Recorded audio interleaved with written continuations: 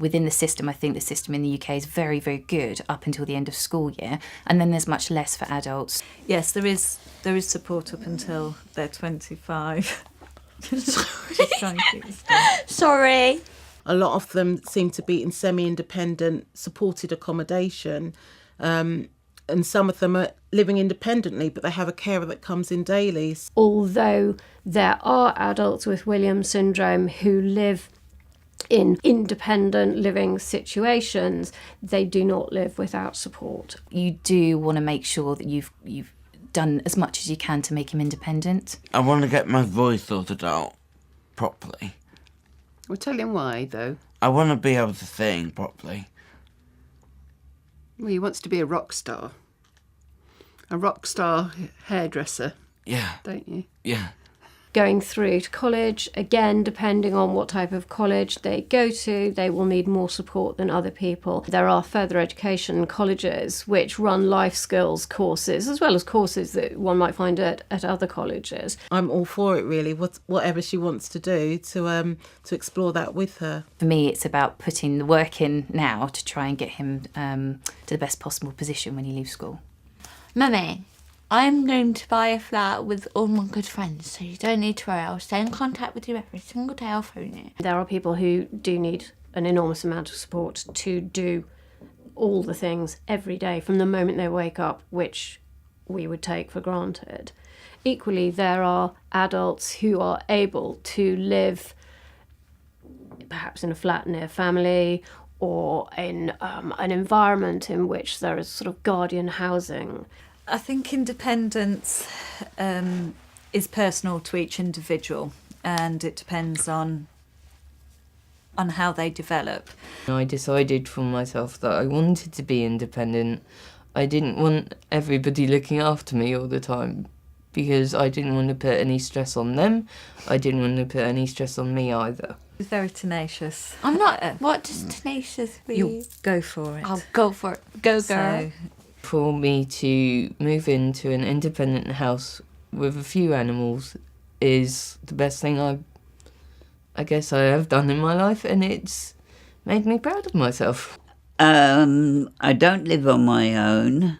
I live with a lovely family, and I love it. The real crunch comes when they're looking for paid employment, and that is very, very tough indeed. In some senses, they are absolutely an asset to a workplace. One should always be mindful of the anxiety and so forth that the pressures that come with a working position might put on that adult. At the moment, he helps voluntary. I don't really know what's going to happen to me, to be honest. I think I just have to go with my guts. Never put limitations on her. I read very recently that there was a Williams syndrome young adult that passed his driving test, and that was really exciting news to me. If anyone doubts you, if they start saying like you're not going to be able to do this, and then you'll go, never say never, because I know that I will do something when I'm older that I want to do. So don't go saying that I'll never do it. I think it's vital to try and find every opportunity available. It could be anything from transport, public transport to and from school, to the services that you're provided by your local authority. Sometimes these are the things that people forget to tell you. So that's one of the important uses of having that network and knowing what is available to you and not giving up when you're turned down at the first hurdle. I think there's so much help out there that if you can get it, just accept it. The fact is that because somebody has Williams syndrome does not mean that they're not entitled to a life.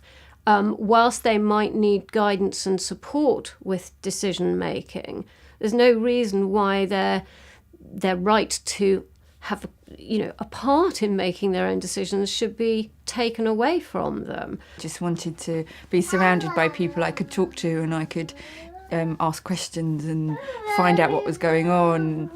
Because I've seen maybe sort of some of the 7 and 8 year olds, William children, and those that have had therapies really they understand their social environment now, and they can start becoming more independent, and it really does work.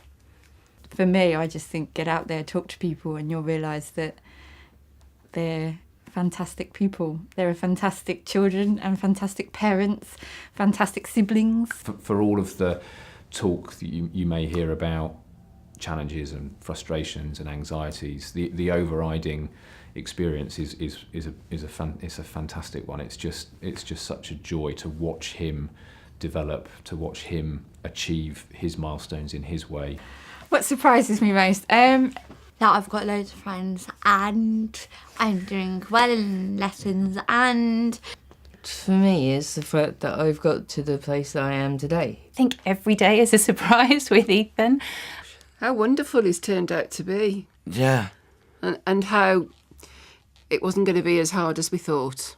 that I'm her daughter and that I have survived through bad times, and I I haven't got any bad time. yeah, you know, when I was born and I had that heart condition. Okay. Lack of knowledge by doctors, by consultants, by people high up in the NHS. Don't really know what Williams syndrome is. The lack of knowledge with the NHS. Good surprise is strength of people. I think what surprised me is how much fun some of it has been. Yeah, it has been fun. It's funny in our house. We have a laugh. How happy they are. I just don't get it. They're happy all the time. All your preconceptions and all your expectations just have to be put to one side. It's a constant journey, but it's really not all bad. It's quite fun.